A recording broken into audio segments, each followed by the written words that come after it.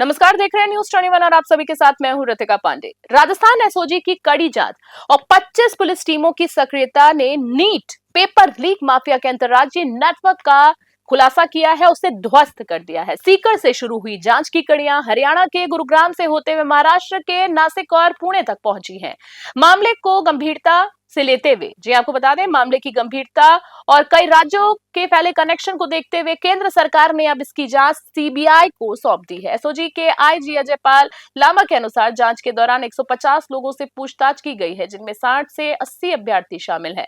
राजस्थान और महाराष्ट्र पुलिस की संयुक्त कार्रवाई में नासिक से प्रमुख आरोपी शुभम खेरनार को गिरफ्तार किया गया है, जिसने पहचान छिपाने के लिए मुंडन करवा लिया था। सीकर में भी 30 से अधिक युवाओं और कंसल्टेंसी संचालकों को हिरासत में लेकर पूछताछ की जा रही है। इस पूरे प्रकरण पर राजस्थान के पूर्व मुख्यमंत्री अशोक गहलोत और पीसीसी अध्यक्ष गोविंद सिंह डोटासरा ने ट्वीट कर अपनी प्रतिक्रिया दी है।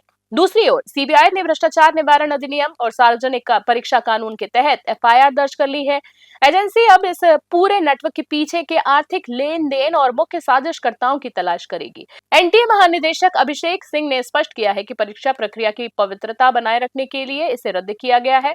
दोबारा परीक्षा के लिए नए रजिस्ट्रेशन की आवश्यकता नहीं होगी। आगामी 7 से 10 दिनों में परीक्षा का नया शेड्यूल जारी कर दिया जाएगा। सीकर से हमारे वरिष्ठ संवाददाता दुर्गा सिंह कुमावत की खास रिपोर्ट। क्या मानते हैं? नीट पिछली बार का भी पेपर आउट हुआ था, उससे पहले भी डाउटफुल पेपर था और इस बार तो बहुत क्लियर हो गया। और एडीजी जो विशाल बंसल जी हैं, उनके जो बयान कल के हैं, उससे खुद से ही स्पष्ट हो रहा है कि पेपर आउट हो गया।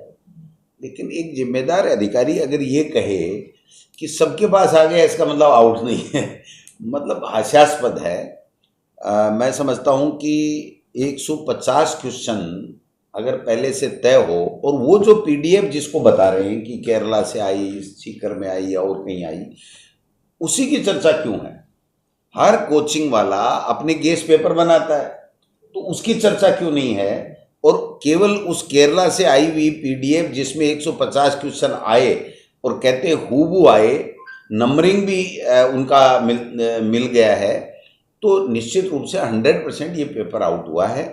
लेकिन राजस्थान में एक परसेप्शन बनाया गया था हमारी सरकार के समय कि साहब ये तो चला करके सरकारें जो है वो पेपर लीक कराती हैं, और अशोक गहलोत जी की सरकार ने सब पेपर लीक कराए।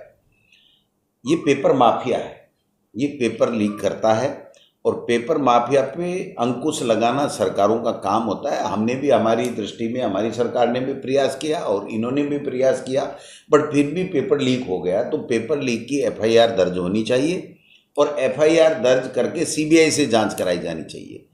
यहाँ एक स्टेट इसकी जांच नहीं कर सकता है, तो सीबीआई किस काम की है? क्या जो विपक्षी दल हैं उनके ऊपर, उनको टॉर्चर करने के लिए, उनको दल बदलवाने के लिए, सरकार गिराने के लिए, क्या इसी के लिए ईडी और सीबीआई और इनकम टैक्स बने हुए हैं क्या? तो मैं समझता हूं कि ये सबसे सटीक केस है कि सीबीआई जांच करके इस पेपर लीक की जांच होनी चाहिए और दोषियों को पकड़ा जाना चाहिए। और मैं समझता हूं कि जो बच्चों के अंदर जो एक अविश्वास की खाई दिन प्रतिदिन बढ़ती जा रही है इस पेपर एग्जाम्स को लेकर के, नौकरियों की जो पात्रता परीक्षाओं को लेकर के, उसको समाप्त करने का अब समय आ गया है।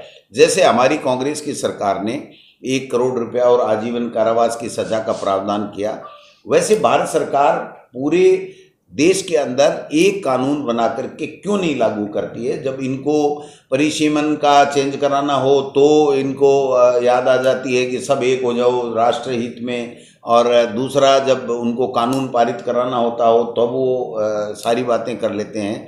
तो जब कांग्रेस पार्टी ये कह रही है, पूरा विपक्ष कह रहा है इसके ऊपर कड़ा कानून बने और इसकी सीबीआई पे जांच होकर के दूध का दूध पानी का पानी होना चाहिए, जिससे इन परीक्षाओं के प्रति बच्चों में और अभिभावकों में विश्वास बढ़े, तो वो काम इनको करना चाहिए। लेकिन इनको करना नहीं है। जो मेरे संज्ञान में आया है कि राजस्थान के जो मुख्यमंत्री जी और अधिकारी ये चाहते हैं कि हमारे ऊपर बला नहीं आए, और ये केरल में रिपोर्ट दर्ज होनी चाहिए। भाई क्यों होनी चाहिए केरल में दर्ज? यहाँ जब लोगों ने पेपर लीक होकर के पढ़ा है और उससे पेपर के आधार के ऊपर उन्होंने एग्जाम दी है, तो फिर रिजल्ट तो यहाँ भी प्रभावित हुआ ही है, दूसरी जगह भी हुआ। तो सुनने में आ रहा है कि 20 से ज़्यादा लोगों को एसओजी ने पकड़ रखा है, लेकिन पकड़ करके उसमें कार्रवाई क्या कर रहे हैं और कौन सी धारा में कौन से मुकदमे में पकड़ा, समझ से बाहर है। तो मैं समझता हूँ कि ये पूरी तरीके से ये सरकार जो है वो फेल है और पेपर लीक पूरी तरीके से हुआ है। भारत सरकार को भी इसमें सोचना चाहिए और नीट की एजेंसी जो जिस को चेयरमैन बना रखा है, जिस शख्स की जो हमें रोजाना बताता है यहाँ पर ये पार्टी जीत रही है, यहाँ पर ये पार्टी जीत रही है, उनको तो अब तक आकर के कह देना चाहिए साहब पेपर आउट हो गया, हम इसको दोबारा कराएंगे। पिछली बार भी सुप्रीम कोर्ट का बहाना लेकर के, सुप्रीम कोर्ट से एक आदेश लेकर के बच गए थे, वरना पिछली बार भी नीट का पेपर तो आउट हुआ।